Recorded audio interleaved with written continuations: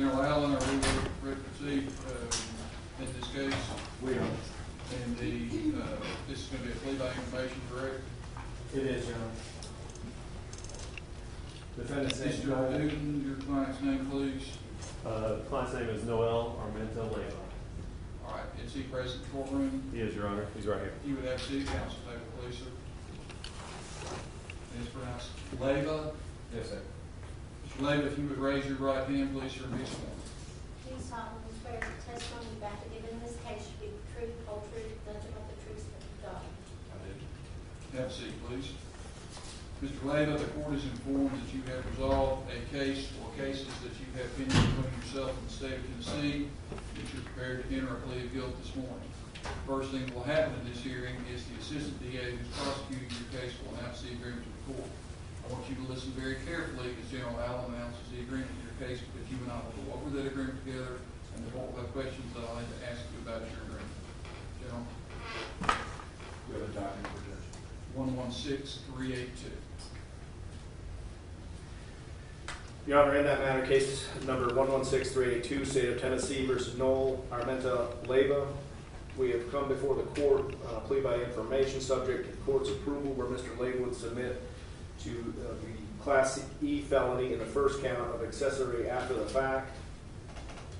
We've agreed, subject to the court's approval, that he would plead outside his range of range 1, that he would plead to a range 2 3-year sentence. He'll be making application for probation and diversion, similar to the co-defendants who pled previously in this case, Brooks and Hobson. Our agreement, Judge, is that the state, with regard to that application, will stand on two things. That is, firstly, the pre-sentence investigation. We've been told by probation that pre-sentence investigation could be completed, and these sentences could all run on, or be sentenced all on November 1st. The probation department has assured me they could do that and to get that turned around in time for November 1 sentencing date, so that the Munday family will have one impact to give on that one date with all three co-defendants. The second is obviously the victim impact. So the two things that we relied on in the Brooks and Hobson are the two things that we'll rely on for the court's consideration. But is the state's agreement that they're not going to stand up and advocate a specific sentence? We're going to stand on whatever the probation recommends and whatever the victims ask when the impact statement. All right, go ahead. Additionally, in count 2, he's going to plead guilty to the Class A misdemeanor of furnishing alcohol to a minor. That's a Class A misdemeanor. By statute, Judge, that requires 100 hours of community service. Of course, it's an 1129 sentence. We've agreed to concurrent to count 1 in this case. By statute, it requires the 100 hours of community service, but it also speaks in the statute of the potential that it's up to the court's discretion of loss of license for up to a year. That if the court does impose a loss of license for the year as part of the sentencing in that count, that you would consider that you would, the statute allows for a restricted driver's license. I believe he's a college student right now, Judge. Additionally, part of our agreement was that Mr. Leyva would furnish and forfeit the fake identification that he used in the commission of this offense. I'm assured by through counsel, I haven't heard from Mr. Leyva, that he has, since this offense, he's destroyed that identification. We want to make sure that that's clear on the record, that he's saying that that is no longer available, because that was part of the condition of this plea, that he was going to forfeit that and give that to the court. That was the essence of our agreement. All right, that's where it's going. All right, is that the agreement, Mr. Eden? Yes, Your Honor, that's the agreement. All right, Mr. Leyva, let's go over this together. Mr. Leyva, you are before the court today in a 2-count information. The first count alleges the Class E felony of being an accessory after the fact. Class E felonies in the state may be punished by a term between 1 and 6 years. Normally, you would be what's called a range 1 offender. Your punishment range would be 1 to 2 years. However, in order to facilitate this agreement, you have agreed to plead outside of your range of punishment. Obviously, there's multiple considerations that go into doing that, but you have agreed to a 3-year sentence, which makes you a range 2 multiple offender. And that doesn't have any major consequence unless at some point in time after you were sentenced it was found that you were to be violated. Then obviously you've got a longer sentence to serve, and you would have a higher release eligibility date than a range 1 offender. But in order to facilitate this agreement, you've agreed to plead outside of your range and accept a 3-year sentence. Do you have any questions about that? Yes, sir. Do you understand what all that means? Yes, sir. I'm certain that your lawyer has discussed that with you. Yes, sir. Any questions? All right, it's further agreed that you're going to be applying or asking this court to place you on probation and or judicial diversion in a separate sentencing hearing. I want to make certain that you understand that there is no specific agreement as to how this 3-year sentence will be served. You understand that? Yes, sir. You understand that this court has a number of different sentencing options when we come back. You can be placed on judicial diversion for the entirety of this 3-year term, which would mean you would have the opportunity to expunge your record if you successfully completed diversion, or the court could enter judgment conviction at the day of sentencing and place you on probation for 3 years, or you could be ordered to serve some period of this sentence within the local jail or workhouse with the balance to be served on probation, or under the appropriate circumstances, the court could order this sentence to be served within the custody of the Department of Correction. You understand that all of those sentencing options based upon the language of your plea agreement are available to this court when we come back for sentencing. Yes, sir. All right, you've agreed to plead guilty in count 2 to furnishing alcohol to a minor. That's what's known as a Class A misdemeanor, meaning that you can be punished by a term of up to 11 months and 29 days within the local jail or workhouse. You've agreed to an 11-month and 29-day sentence, which will be served concurrently or at the same time with the greater sentence found within count 1.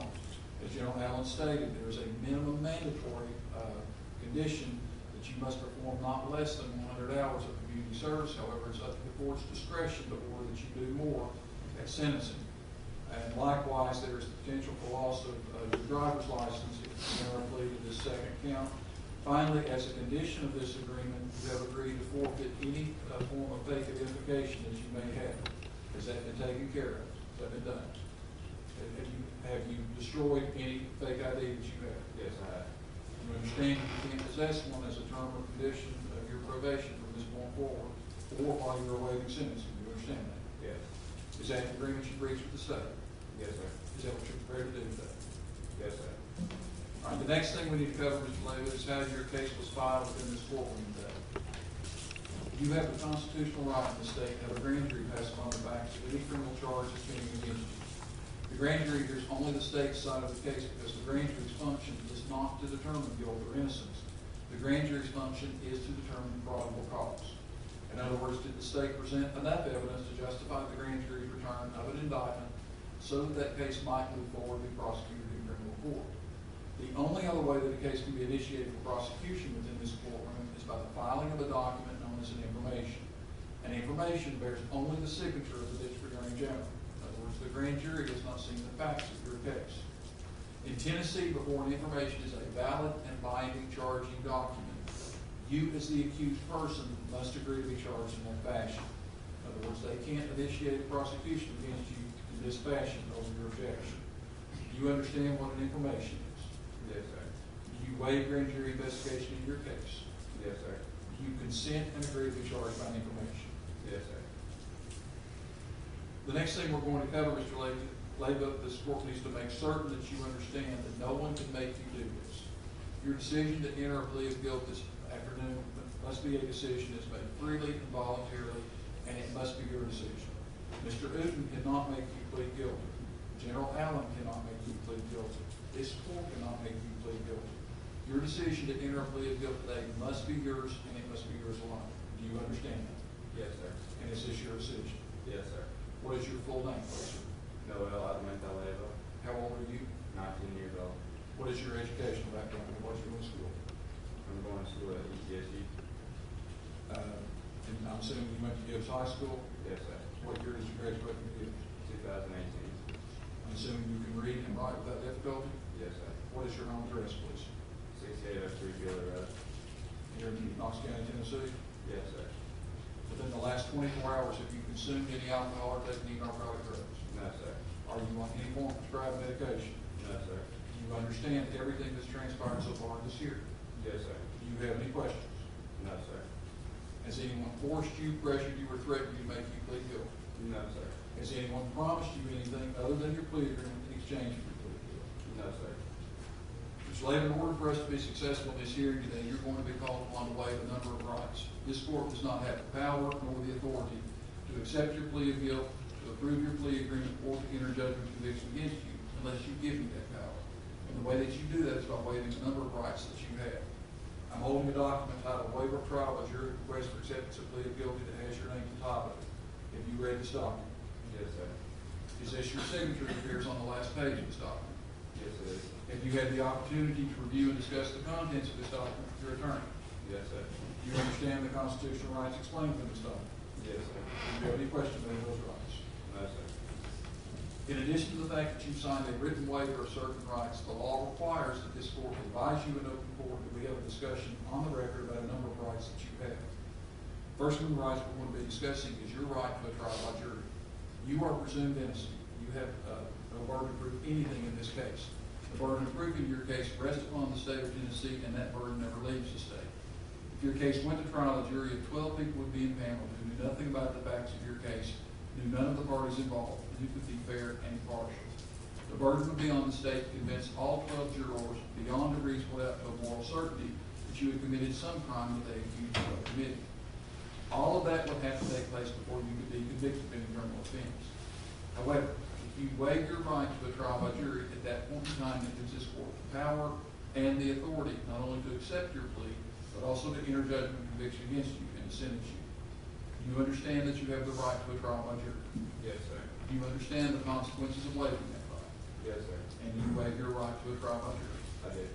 You have other rights, which includes the right of confrontation and the right to compulsory process. The right of confrontation means that any witness the state wishes to call against you will be placed under oath and subjected to cross-examination by your attorney. The right of compulsory process means that any witness who had evidence favorable to your case or who could assist you in your defense would be compelled to appear in this courtroom and offer testimony on your behalf. Do you understand that by pleading guilty, you're waiving each of those two rights? Yes, sir. You have the right to have an attorney with you through every stage of these proceedings. If you couldn't afford to hire your own attorney, one would be appointed to represent you at no cost to you. You're fortunate to have a good lawyer seated next to you. Are you satisfied with Mr. Uden's services? Yes, sir. You have the right to remain silent. That means that no one can force you or compel you to say anything which might incriminate you in the case before this court. If your case went to trial, you would have the right to testify if that was your decision. However, because you were the accused person in this case, you have the absolute right to remain silent. And if you chose to remain silent, not to offer testimony, no one could comment on your silence or attempt to call you as a witness. And this court would instruct the jury trying your case that the jury could consider your silence for no purpose at all, because you were presumed innocent and have no burden to prove anything. Do you understand that you have the right to remain silent? Yes, sir. Do you understand that in a moment this court is going to ask you whether or not you're guilty on each of these two counts? Do you understand this getting ready to happen? Yes, sir. As to the proceedings before this court only, you're not waiving it for all time, but as to the proceedings before this court only, you waive your right to remain silent. Yes, sir. Finally, Mr. Leyva, if your case went to trial and you were convicted of any crime, you would have the right to appeal that conviction to a 3-judge panel who would review the record created within this courtroom. If that court found after reviewing the record that some error had taken place which affected the fairness of the proceedings from that trial, that court could reverse the conviction and send the case back to this court for another trial. If that court found after reviewing the record that there was insufficient evidence in the record to support the conviction or convictions, that court could reverse and dismiss the case against you entirely. However, what is transpiring in the hearing that's taking place at this moment is a final, non-appealable hearing. You reserve the right to appeal whatever sentence this court imposes if you're dissatisfied with that sentence. But as to your guilt or innocence, you understand that this is a final, non-appealable hearing. In other words, this is it. You understand that? Yes, sir. All right, the court's observed Mr. Leyva. The court finds that he is competent to enter a plea of guilt today. The court further finds that he is here of his own free will and volition, prepared to enter a plea of guilt as previously announced. Finally, the court finds that he has knowingly and voluntarily waived the rights that have been discussed in open court and spread upon the rights waiver. Mr. Leyva, document 116382, as to the first count of that information alleging Class E felony of being an accessory after the fact, how do you plead, sir? Yes, sir. I'm sorry? How do you plead?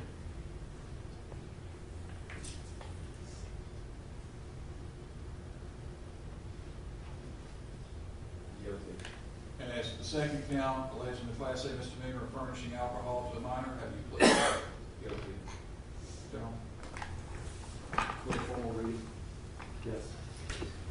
Noel Leyva, this to inform you, sir, case 116382, Sharm Allen District Attorney General for this district says that you on or about a blank day of May 2019 in this state and county did unlawfully, with knowledge and reasonable ground to believe that Isaiah Brooks had committed a felony with the intent to hinder the arrest, trial, conviction, and punishment of Isaiah Brooks did provide or aid in providing Isaiah Brooks with a means of avoiding arrest, trial, conviction, or punishment violation of statute against the peace and dignity of the state of Tennessee. The second count being a misdemeanor won't be with. Mr. Uden, how does he plead? We plead guilty, Your Honor. Thank you. Your Honor, with regard to the stipulation of facts, I have forwarded to Mr. Uden, counsel for the defense. We had read into the record about a 3.5-page stipulation of facts in the Brooks and Hobson case. We intend to rely on all of those facts because they lay the groundwork for the additional facts in Mr. Leyva's case. So what I'd like to do, Judge, is just submit, and I have submitted. All right, with Mr. Uden, with your consent, the court will incorporate the prior stipulation of proof from the other two pleas that were taken into this case as well. We can say, Your Honor. And I'd like to make that Exhibit 1 to the plea entry. So what I'll be reading into the record is just the Is this a supplement as to Mr. Leyva? yes, the Leyva facts. This is labeled in the exhibit. The first 4 pages are going to be labeled Brooks and Hobson facts, and then Leyva facts. If called to trial in this matter, the state would call witnesses KCSO investigator Tanya McFarland and others who would say Noel Leyva, whose true date of birth is 9/6/2000, is a 2018 graduate of Gibbs High School and was 18 years old on May 25, 2019. Defendant Leyva was a standout athlete during his career at Gibbs High School and was teammates with Defendant Brooks on the football and wrestling teams. Defendant Leyva and Brooks both won state championships in their respective wrestling weight class in 2018. Witnesses would testify that the victim, Zach Munday, Defendant Leyva, and co-defendants Brooks and Hobson were all friends and had an amicable social history. Witnesses would testify that on May 25, 2019, Defendant Leyva organized and hosted a gathering of fellow high school students from the Gibbs community at his residence located at 6803 Beeler Road, Knoxville, Tennessee. Defendant Leyva's parents were out of the country. The KCSO investigation revealed that a minimum of 25 students attended this gathering, none over the age of 21. Many attendees participated in the underage consumption of alcohol with the knowledge and assistance of Defendant Leyva. On the evening of this party, Defendant Leyva was captured on video at 3 separate occasions entering the Easy Stop Exxon located at 7503 Tazewell Pike, Coreyton, Tennessee. This combination gas station convenience store is located exactly 2 miles from the Leyva residence. At 10:21:26, Defendant Leyva entered and purchased 4 40-ounce steel reserve beers and a 24-pack can case of natural light beer. He paid in cash and produced a scannable state ID card that the store clerk can be seen scanning on the video. The Exxon cash register validation system recorded his date of birth from that scan as 10/6/97, which is over the age of 21. At 12:21:43 a.m., he entered again, purchasing 2 4 Local Gold 40-ounce beers and 2 6-packs of Smirnoff Screwdriver, again paying in cash and producing identification. At 2:38:19 a.m., he entered again, purchased an 18-pack of Bud Light beer, paying in cash, and once again producing identification. Photographs, video, and phone forensic evidence of the party would reveal that the victim walked to the Leyva residence with another juvenile and arrived around 10 p.m. The phone evidence showed that at 10:06 p.m., the victim took a posed photograph inside the residence depicting Defendant Leyva and 2 others in the main area of the residence. No other persons were present at that time. 13 minutes later, Defendant Leyva was entering the Exxon to make his first purchase. Additional videos collected during the investigation of the evening revealed that the victim, who was 15 years old at the date of the offense, was consuming and or holding a 12-ounce can of natural light beer, which is the exact product Leyva purchased on his initial trip after the victim arrived at his residence. Knox County Sheriff's Office investigator Tanya McFarland interviewed the defendant. Defendant Leyva told McFarland that 20 to 25 people attended this party, and that although alcohol was consumed, each person who concerned brought their own alcohol to the party. Further, he stated he was inside when Defendant Hobson came into the residence requesting towels because the victim had been injured outside and was bleeding from the ear. Defendant Leyva went outside and assisted the victim back into his residence, taking him to the basement area of the home. Defendant Leyva indicated that the group wanted to take him to the hospital, but they needed to clean him up first. Defendant Hobson told Leyva that Brooks had slammed Munday, causing the injury. At this time, the victim was given ibuprofen but was vomiting and continued to bleed from the ear. Leyva indicated the victim was still speaking but only in words, not complete sentences. After he estimated the victim was in the basement for 30 to 35 minutes, Leyva then loaded and carried the victim into Chelsea Hobson's awaiting vehicle, which is the last time he would see the victim alive. Sometime thereafter, but prior to his interview with the sheriff's office on Sunday, May 26, defendant Leyva gathered the alcohol and containers, as well as the bloody towels, bloody pillow, and the shirt that defendant Brooks was wearing during the incident, and placed them into garbage bags. Defendant Leyva admitted to then driving and discarding the evidence of the alcohol use and the blood evidence into a dumpster at Mr. Gaddy's Pizza in Halls, 5.6 miles from his residence. When confronted about why he disposed of the items in a dumpster of a remote business, his only explanation he would provide was that the dump was closed on Sundays. The sheriff's department was able to recover that evidence. It should go without saying that the clothing that a suspect wears during any criminal physical confrontation is highly probative, both regarding the condition of the clothing, for example, rips, tears, or stains, and regarding any trace evidence left thereon, blood, hair, saliva, fibers, etc. Thus, the state believes that the highly probative nature and value of this evidence should be obvious to any person handling it. In conclusion, the state would show that the act of discarding evidence of the injury to the victim and the clothing worn by the co-defendant further aided the co-defendant in avoiding punishment, thereby making him an accessory after the fact. Consistent with a pre-plea discovery provided in the Brooks-Hobson case, the state provided open file discovery to Attorney Matthew Uden, defendant Leyva's counsel, for his review prior to this plea. All these events occurred May 25th and 26th, 2019 here in Knox County, Tennessee. All right, file that stipulation for position stipulation. Mr. Uden, is there anything you wish to add to this stipulation proof? So, Your Honor, those are the facts we understood at the state. All right, thank you. All right, the court will accept Mr. Davis' plea as having been freely and voluntarily given with a sufficient factual basis in support of the plea. The court will reserve further entry of judgment pending completion of the pre-sentence investigation report and subsequent sentencing hearing, which will be conducted on November 1st of 2019. Mr. Leyva, there is a document that must be prepared in order for this court to impose sentence in your case. It's called a pre-sentence investigation report. That document cannot be completed without your participation. It is not your attorney's job to take care of this for you. It is not the state probation officer's job who's preparing it report to chase you down and find you and interview you. You want to be given information before you leave this courtroom today on how to contact state probation. It is your responsibility to make the phone call, set up the appointment, keep the appointment, and conduct the interview. Do you have any questions? No, sir. All right, I'll see you back on November 1st and the court will conduct the sentence.